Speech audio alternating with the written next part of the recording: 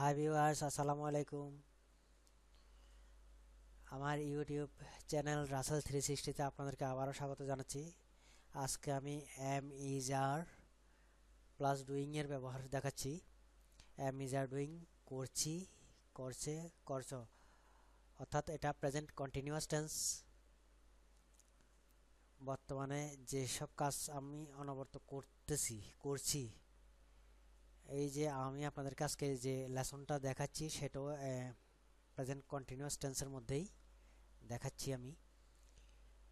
তো এটার গঠন প্রণালীটা হচ্ছে এম ইজ আর এর পর মেন ভার্বের সাথে আইএনজি অর্থাৎ প্রেজেন্ট পার্টিসিপল এর ব্যবহার। এখানে পার্সন আছে I, we, you, he, she, it, they এবং রাহি। এখানে এই পার্সনগুলো দিয়ে আমি আপনাদেরকে পুরো লেসনটাকে দেখাইছি। যেমন আই এম ডুইং, আমি করছি। আই এম নট ডুইং, আমি করছি না। এম আই ডুইং, আমি কি করছি। আরন্ট আই ডুইং, আমি কি করছি না। এখানে এম আই নট কে আমি সংক্ষেপে আরন্ট আই ডুইং এই হিসাবে ইউজ করছি। আরন্ট আই ডুইং, আমি কি করছি না, অর্থাৎ এম আই নট ডুইং, আমি কি করছি না। এখানে একটা নোট আছে, মাইকেল সোয়ানের ইংলিশ ইউজেস অনুযায়ী এম এবং নটের কোনো ব্যবহার নেই, তবে না বোধক প্রশ্নগুলিতে আই এর সাথে আরন্ট ব্যবহার করা হয়েছে। যেমন আরন্ট আই, অর্থাৎ মাইকেল সোয়ানের ইংলিশ ইউজেসের যে ব্যবহার দেখানো হয়েছে ওখানে কোনো এম এবং নটের না বোধকের বেলায়, না বোধক প্রশ্নগুলিতে এম এবং নটের কোনো ব্যবহার নাই, ওখানে সংক্ষেপে আরন্ট হিসাবে দেখানো হয়েছে। আরন্ট আই ডুইং, আমি কি করছি না। তারপরে উই দিয়ে উই আর রাইটিং, আমরা লিখছি। We are writing, we are নটকে আমি সংক্ষেপে আরন্ট ইউজ করছি। We are not writing, we aren't writing, আমরা লিখছি না। আর উই রাইটিং, আমরা কি লিখছি। আরন্ট উই রাইটিং, আমরা কি লিখছি না। ইউ আর ইটিং, তুমি খাচ্ছ। ইউ আর নট ইটিং, তুমি খাচ্ছ না। আর ইউ ইটিং, তুমি কি খাচ্ছ। আরন্ট ইউ ইটিং, তুমি কি খাচ্ছ না। ইউ আর রানিং, তোমরা দৌড়াচ্ছ। ইউ আর নট রানিং, তোমরা দৌড়াচ্ছ না। আর ইউ রানিং, তোমরা কি দৌড়াচ্ছ। আরন্ট ইউ রানিং, তোমরা কি দৌড়াচ্ছ না। হি ইজ গোয়িং, সে যাচ্ছে। হি ইজ নট গোয়িং, সে যাচ্ছে না। ইজ হি গোয়িং, সে কি যাচ্ছে। ইজেন্ট হি গোয়িং, সে কি যাচ্ছে না। শি ইজ কুকিং, সে রান্না করছে। শি ইজেন্ট কুকিং, অর্থাৎ ইজ নটকে সংক্ষেপে ইজেন্ট করছি। লিখতে গেলে ইজ নট এইভাবে লিখবেন, আর বলতে গেলে একটু সংক্ষেপে বলবেন ইজেন্ট। শি ইজেন্ট কুকিং, সে রান্না করছে না। ইজ শি কুকিং, সে কি রান্না করছে। ইজেন্ট শি কুকিং, সে কি রান্না করছে না। ইট ইজ কামিং, ইহা আসছে।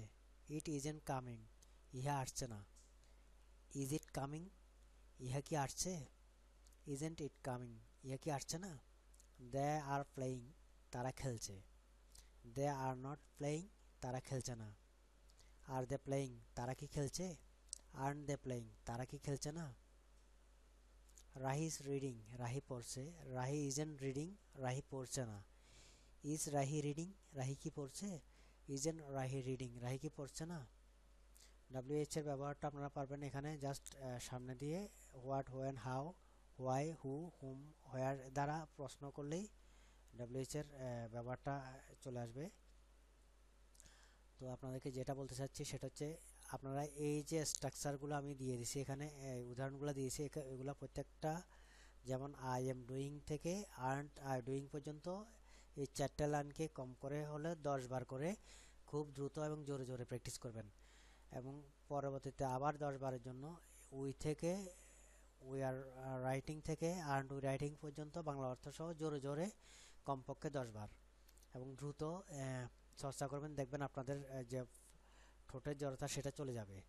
আর প্রতিবারই আপনারা এখানে সাবজেক্ট পরিবর্তন করবেন। ডুইং এর জায়গায় coming, seeing, speaking, understanding, listening, writing, reading, এভাবে আপনারা প্রত্যেকটাতে ভার্বগুলো পরিবর্তন করে করে আপনারা চর্চা করবেন। আপনাদের আশা করছি যে জড়তা সেটা চলে যাবে। আর ইংরেজি কোনো মুখস্থ করা সাবজেক্ট না, এটাকে আপনারা যত চর্চা করবেন তত আপনারা শার্প হবেন, ঠোঁটের জড়তা চলে যাবে, বলতেও স্বাচ্ছন্দ্য বোধ করবেন। আর আমার ভিডিও যদি আপনাদের ভালো লেগে থাকে এবং পরবর্তী ভিডিওগুলো পাওয়ার জন্য সাবস্ক্রাইব করতে ভুলবেন না। অবশ্যই সাবস্ক্রাইব করবেন এবং ভালো লাগলে লাইক কমেন্ট করবেন, বন্ধুদের সাথে শেয়ার করবেন। সবাই খুব ভালো থাকবেন। আল্লাহ হাফেজ।